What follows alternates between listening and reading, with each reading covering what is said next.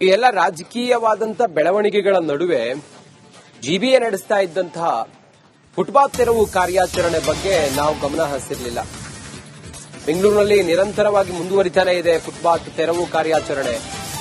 K R ಮಾರ್ಕೆಟ್ನಲ್ಲಿ ಇವತ್ತು ತೆರವು ಕಾರ್ಯ ನಡೆಯುತ್ತಿದೆ. ಫುಟ್ಪಾತ್ ಮೇಲಿರುವ 20ಕ್ಕೂ ಹೆಚ್ಚು ಅಂಗಡಿಗಳನ್ನು ತೆರವು ಮಾಡುತ್ತಿದ್ದಾರೆ. ಕೃಷ್ಣ ಬೈರೇಗೌಡರ ಸೂಚನೆಯಂತೆ, ಬೆಂಗಳೂರು ನಗರಾಭಿವೃದ್ಧಿ ಸಚಿವರ ಸೂಚನೆಯಂತೆ ಜಿಬಿಎ ಮಾಡುತ್ತಿರುವಂತಹ ಫುಟ್ಪಾತ್ ತೆರವು ಕಾರ್ಯಾಚರಣೆ ನಡೆಯುತ್ತಿದೆ. ಕೆಆರ್ ಮಾರ್ಕೆಟ್ನಲ್ಲಿ 20ಕ್ಕೂ ಹೆಚ್ಚು ಅಂಗಡಿಗಳನ್ನು ತೆಗೆದಿದ್ದಾರೆ. ಕೋರ್ಟ್ ಅನುಮತಿಯನ್ನ ಪಡೆದು ಜಿಬಿಎ ಕಾರ್ಯಾಚರಣೆ ಮಾಡುತ್ತಿದೆ. ತೆರವು ಕಾರ್ಯಾಚರಣೆಗೆ ವ್ಯಾಪಾರಿಗಳು ವಿರೋಧವನ್ನು ವ್ಯಕ್ತಪಡಿಸುತ್ತಾ ಇದ್ದಾರೆ.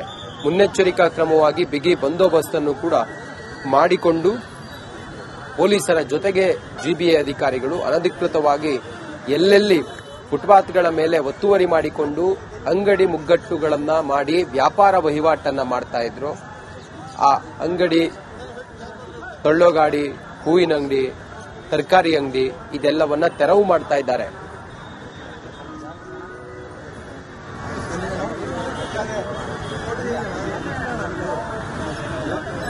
ನಮ್ಮ ಪ್ರತಿನಿಧಿ ಸತ್ತರ್ ಅಲ್ಲಿಂದಲೇ ನೇರ ಸಂಪರ್ಕದಲ್ಲಿದ್ದಾರೆ. ಸತ್ತರ್, ಓವರ್ ಟು ಯು.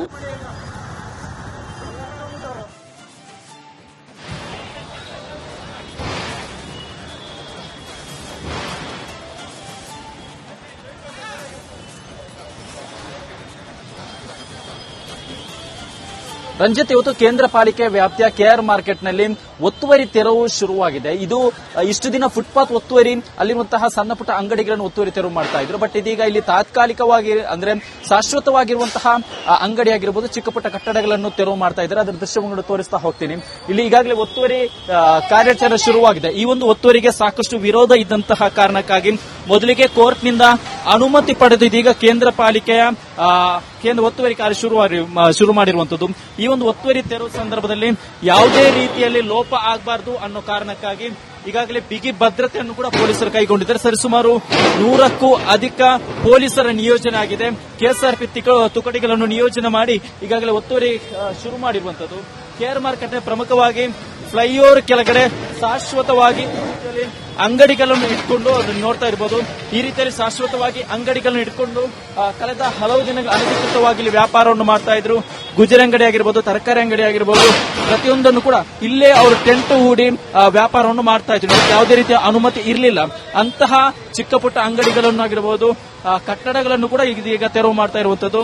ಈಗಾಗಲೇ ತೆರವು ಕಾರ್ಯಾಚರಣೆ ಶುರುವಾಗಿದೆ. ತೆರವು ಕಾರ್ಯಾಚರಣೆ ಸಂದರ್ಭದಲ್ಲಿ ಯಾವುದೇ ರೀತಿಯಲ್ಲಿ ಸಣ್ಣ ಲೋಪ ಆಗಬಾರದು. ಯಾಕಂದ್ರೆ ಶಿವಾಜಿನಗರದಲ್ಲಿ ಆದಂತಹ ಇನ್ಸಿಡೆಂಟ್ ಬಳಿಕ ಈಗ ಜಿಬಿಎ ಕೂಡ ಅಲರ್ಟ್ ಆಗಿದೆ.